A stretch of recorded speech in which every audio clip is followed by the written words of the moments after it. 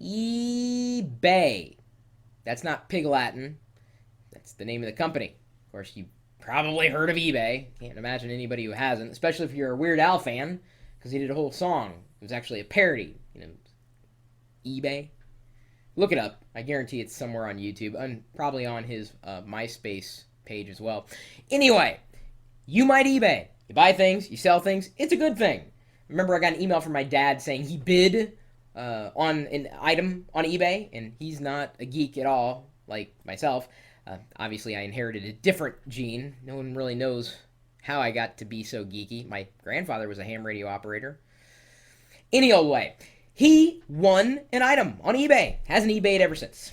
There are people out there who make a living from selling items on eBay, including this person. Well, at least he wants to make a better living by using eBay. Michael Kogan writes, I was told you are the most knowledgeable person when it comes to eBay. Well, no, that's not true. I'm definitely not the most knowledgeable. I'll be the first to tell you that at all. I've done very little selling. I've done a bit of buying when it comes to eBay. And there are plenty of people in the community who would be considered specialists, when it comes to eBay.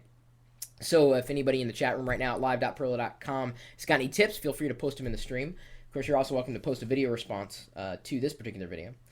One of the businesses in which I am involved has to do with selling various items, including electronics. I deal with high volumes, normally internationally. I never tried to sell on eBay or Amazon, but would like to, as it would greatly facilitate the flow of inventory. My ability to do so depends on pricing, as I have to know at least roughly what price I can get for selling something on eBay. Otherwise, it may not be worth it. Please let me know if I can discuss this with you in greater detail. Thanks for your time. Sincerely, Michael Kogan.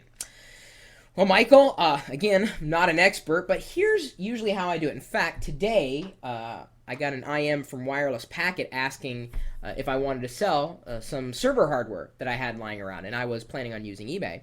And he said, well, what do you want for it? Anytime someone asks me to sell a piece of equipment, I always say, well, find a competitive price on eBay. Not the highest, not the lowest, just an average. And based upon that number, I've got a good selling price. A good buy it now price, as they say.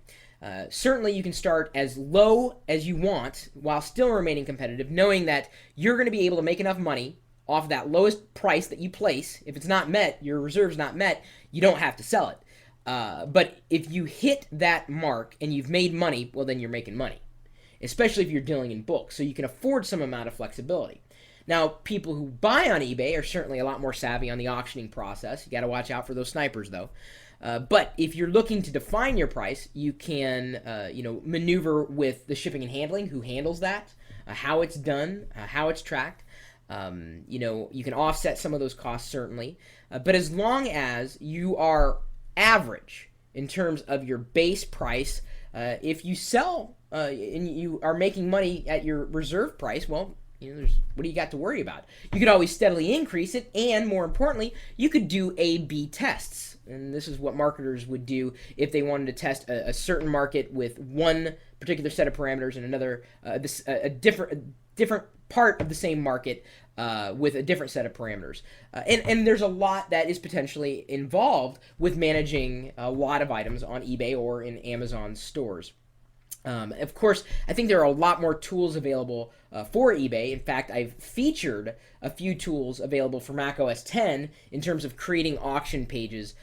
These templates are just breathtaking. I don't know if we'll be able to link to the video this way, but there's software out there that can help you make your pages look better, more presentable, which makes it more attractive. I mean, this is your chance to shine, to stand out among the rest. And of course, there are a lot of tools for managing eBay, especially with products that you have that are, well, aplenty. So again, look at the competitive price, take the average, make sure you set the reserve at a point at which you're making money, and hey, it's gravy. Because if you've got items anyway, you're crazy not to have something on eBay. Crazy. Seriously. You're nuts. Am I wrong? Tell me I'm wrong. Well, you can if you want. My email address is chris@perillo.com. If you got any other eBay tips to pass along, feel free. I'd love to see or possibly share with the rest of the community. You can also meet us virtually. The rest of us happen to be on geeks.perillo.com, talking about hardware, software, web services, tips, tricks, tweaks, making money online, And of course, we've also got this chat room here. This is part of this live video feed going out over the web 24 hours a day, 7 days a week, typically talking tech at live.perillo.com. We'll see you later.